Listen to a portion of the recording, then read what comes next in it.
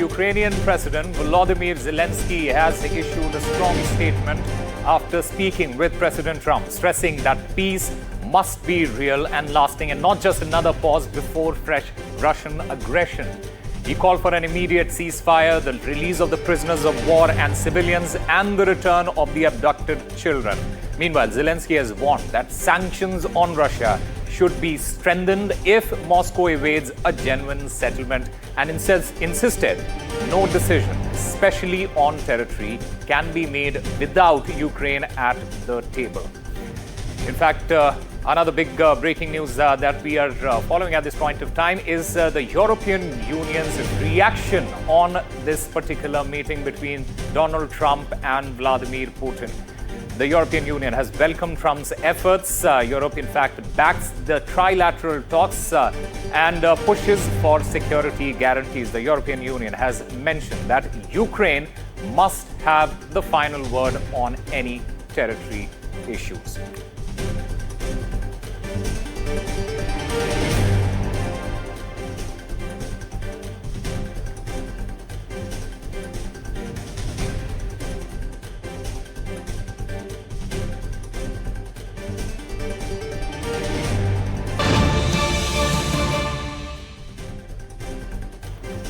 All right, as I mentioned, the European Union has reacted on that Trump-Putin meeting and has welcomed Trump's efforts. It has also, in fact, backed the trilateral talks, pushing for security guarantees and saying that Ukraine must have the final word on the territory issue.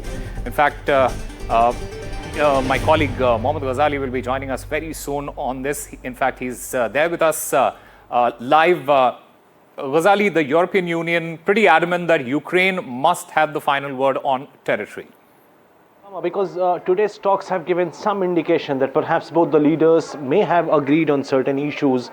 This was the first time perhaps in years that US President and his Russian counterpart were having talks on US soil, and the European Union leaders, basically the Prime Minister of UK, Germany's Chancellor, President of France, they all have issued a joint statement, yet again reiterating the fact that talks should, now the next round of talks should include Zelensky, the Ukrainian president as well, and also on a very contentious issue which Mr. Trump had hinted days before this today's talks happened, was about the land swapping issue, that any decision or any talks which revolves around the swapping of land, or whether Ukraine should surrender its territories or the territories occupied by Russia should continue to be under Russian control.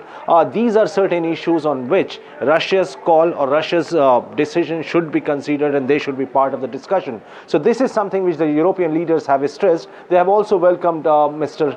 Trump's initiative for holding these talks for a ceasefire, but just the first round of talks have happened between US and Russia, and we are expecting that perhaps in the next round of talk, as and when it happens, European leaders are pushing that Zelensky should also be represented there.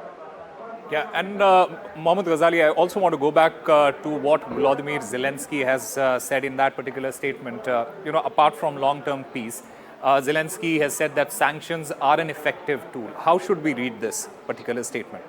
See, he is indicating that despite talks happening in India's midnight time, Russia continued to attack on the Ukrainian territory. Children have been killed, and Mr. Zelensky and other Ukrainian officials continue to back the claim that while the talks were on, Russia still went ahead with attacks on Ukrainian territory. And that is why Mr. Zelensky said that sanctions is the only route through which we can put pressure on Russia, or US can put Mr. Putin under pressure to halt this war. And that is why he has tweeted twice after these talks. One, informing about that how he has spoken to Mr. Trump, and he's also going to meet him on Monday. But in the latest tweet, he yet again toughens his stand against Russia, saying that sanctions should be put against Russia, and when it comes to territorial swapping issue, Ukraine should be considered. Ukraine will not surrender its territory and all. So in a way, it particularly hints that perhaps Mr. Zelensky also smells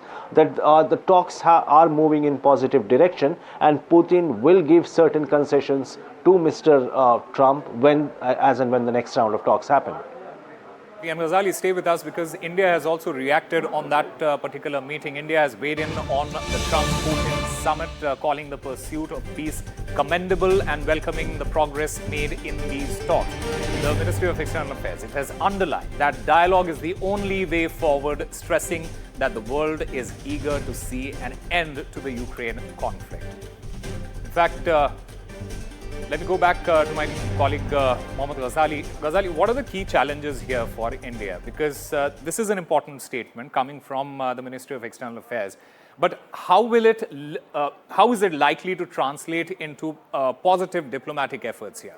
See, there is very significant impact of this statement. One, that this has been long-standing statement of India's Prime Minister, our foreign policy, that dialogue and diplomacy can only resolve this crisis. And Prime Minister had said in the past as well, this year as well, that this is not the era of war. Solutions can't be found on battlefield, and both the parties should come to the negotiating table. Mr. Trump, otherwise, was pushing for sanctions. He was trying to implement secondary sanctions on countries trading with Russia, and it appeared that perhaps he wants to go forward and approach this entire issue through by putting sanctions on Russia and thinking that Russia will come under pressure and it will stop the war, which failed. And at the end, what has happened today, that US President had to sit with Mr. Putin for talks. This is exactly what India has been saying for a very long time since this war had broke out. But the other point which why India is also monitoring these developments are because Mr. Trump had yet again hinted that perhaps if Mr. Putin doesn't agree for a ceasefire later, as and when the second round of talks happen or further rounds of talks happen, then perhaps countries trading with Russia or buying oil from Russia will face secondary tariffs or imposition of second round of tariffs on them. India being one of those countries which has been at the receiving end of Mr. Trump's tariff threat, that is why India is also sort of keeping an eye on these developments, and not just today, but even when the talks were announced that it is going to happen on 15th of August in Alaska, the External Affairs Ministry had welcomed those developments back then also, and today also they have backed that perhaps there is some positive indication that talks are moving forward between the two countries.